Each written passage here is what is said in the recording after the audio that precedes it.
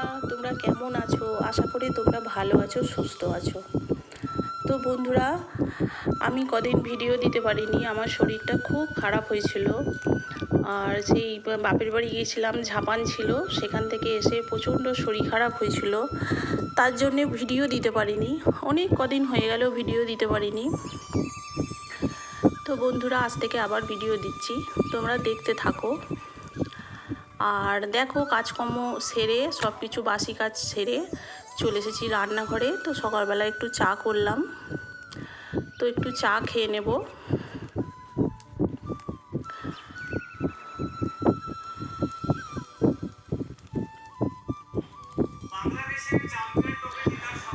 আর এদিকে কুটনো কুটতে বসে গেছি, দেখি কি রান্না করা যাবে, কি রান্না করব দেখি, কুটতে লেগে গেছি। তো শরীরটা কদিন ধরে খুব ভালো ছিল না, তো ডাক্তারখানাও গিয়েছিলাম। ওই যে একদিন বলেছিলাম না বন্ধুরা তোমাদের, যে আমার কোমরে যন্ত্রণা, হাতে পায়ে যন্ত্রণা হয়, তো এটা খুব বেড়ে গিয়েছিলো, তার জন্য ভিডিও দিতে পারিনি।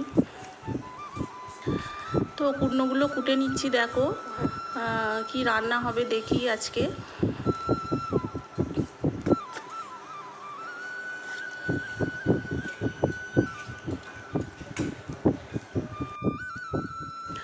তো দেখলাম ঢ্যাঁড়স আছে, তো ঢ্যাঁড়স দিয়ে আলু দিয়ে পোস্ত করব, আলু পোস্ত করব ঢ্যাঁড়স দিয়ে।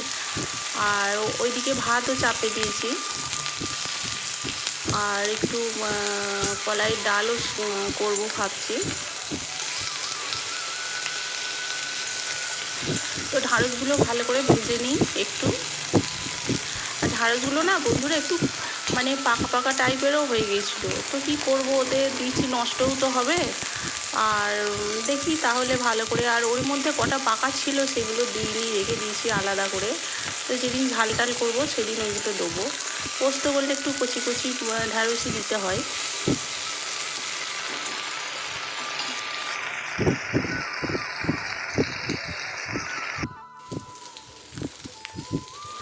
আর এদিকে একটু পোস্ত বেটে নেব।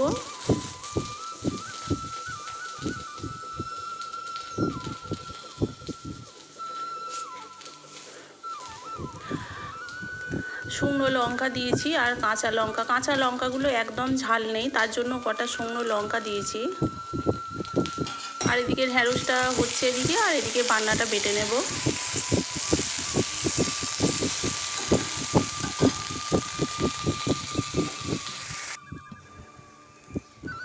ডালটাও হয়ে গেছে, ডালটা ফোড়ন, তেজপাতা, শুকনো লঙ্কা এইসব দিয়ে ফোড়ন দিয়ে ডালটা হয়ে গেছে, এবার নামিয়ে নেব। আর এদিকে বন্ধুরা, এটা না আগে তো বাটলাম, ওটা পোস্ত, আর এটা হচ্ছে তিল, সাদা তিল, তিলের বড়া করব। ওই যে একদিন বললাম যে আমার ছেলে তিলের বড়া খেতে খুব ভালোবাসে, তো এটা ঢ্যাঁড়স দিয়ে আলু দিয়ে পোস্ত করলাম, আর ওটা তিল বেটে তিলের বড়া করব। তো কলাইয়ের ডালটা হয়ে গেল, পোস্তটা হয়েই গেছে, নামাবো। আর এই যে তিলের বড়াগুলো, ওতে একটু শুকনো লঙ্কা দিয়েছিলাম, ওই জন্য লাল লাল মতো হয়েছে। তিলের বড়া আমরা খেতে সবাই ভালোবাসি, শুধু আমার ছেলে নয়, আমরা সবাই খাই, ওই জন্য ভাবলাম যে একটু তিলের বড়া করি।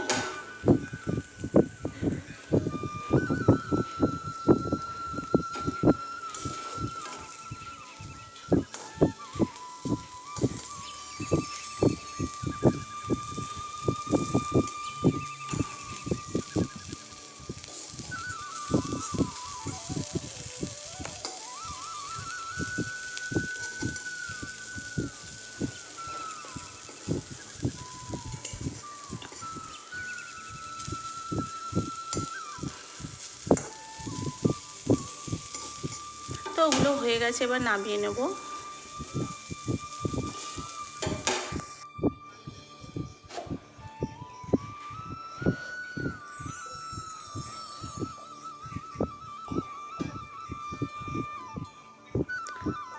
রান্নাবান্না যাই হোক মোটামুটি হয়ে গেল সবই। আর এদিকে গোছগাছ করে নেবো, সব শিল টিল ধুয়ে নেবো।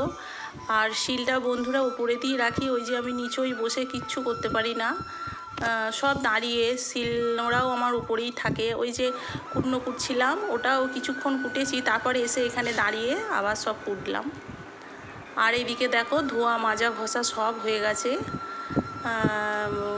গ্যাসটাও ভালো করে পরিষ্কার করে নিয়েছি, শিলও ধুয়ে নিয়েছি। আর এদিকে নাই কাচবো সেই থেকে বন্ধুরা, সেই বাপের বাড়ি থেকে এসেছি, ওই যে শরীর খারাপ, আসতে পারিনি। আর ওই জন্য আজকে না একটু সকালের দিকে বৃষ্টি হচ্ছিলো প্রচণ্ড, তো মেঘলাও করেছিল, তো রান্না বান্না আগে চাপিয়ে দিয়েছিলাম। তো রান্না করার পর দেখছি বৃষ্টি ছেড়ে গেছে, রোদ দিয়েছে প্রচণ্ড। তো ভাবলাম তাহলে এগুলো ডুবিয়ে দিই, পড়েও আছে অনেক দিন ধরে এক গাদা। তো কি করব, ডুবিয়ে দিলাম সব।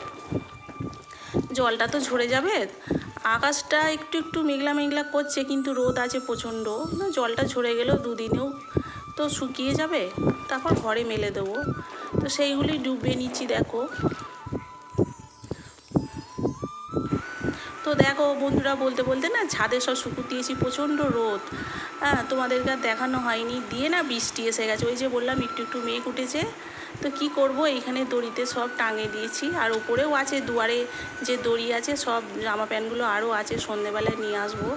তো অল্প শুকিয়েছে সামান্য, আর এইগুলো কি করব, জায়গা নেই, নিচে এইগুলো কিছুটা পেতে দিয়েছি।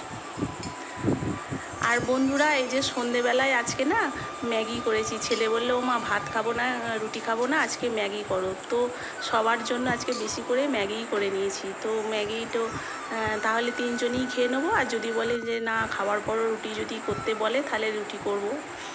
তো বলছে এতেই হয়ে যাবে, এই খেয়ে আবার রুটি। তো যাই হোক, এইটাই খাওয়া হোক দেখি, তারপরে আবার যদি খিদে পায় আবার পরে কিছু করলেই হবে।